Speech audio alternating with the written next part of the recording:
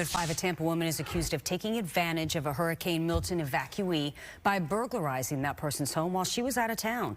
We learned today that the suspect will stay in jail at least until her trial, and it could be even longer than that. Fox 13's Aaron Mesmer is live in Tampa to explain. Bring us up to speed, Aaron. Yeah, it could be a lot longer than that. The suspect could spend up to 30 years in prison because investigators say she took advantage of a state of emergency to commit this crime. This quiet Tampa neighborhood near Town and Country was even quieter after Hurricane Milton. Families had evacuated. Investigators say that's when Jennifer Wecal decided to commit a crime.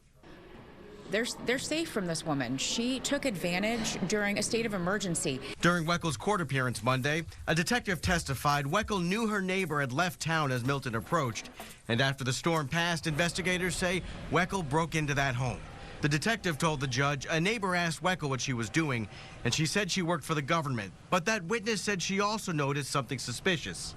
She was taking things in and out of the house and then loading them into a nearby car, witnesses told deputies. Investigators say Wecal had taken several items, including a gun and a safe. She knew that the resident was not home, and she went in and stole not only jewelry and watches and purses, but also a gun.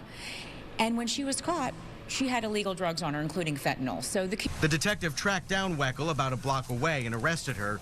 Hillsborough State Attorney Susie Lopez says because this burglary happened during a state of emergency, the possible sentence doubles to up to 30 years in prison. I do find that pretrial detention is required to assure the integrity of the judicial process. Because a judge ordered Wecal to stay in jail until her trial. Lopez says this case should send a message to others considering looting during a disaster. We evacuated during Milton, all of us. We were all in the same boat, literally. And we wanted to come back to not have damage from the hurricane, not from one of our fellow citizens. But know that this woman is going to be held accountable.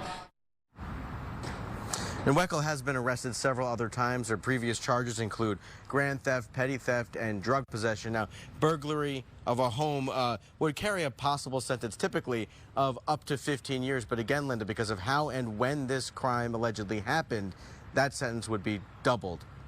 Sending quite a clear message. All right, Aaron Mesmer reporting live for us. Thank you.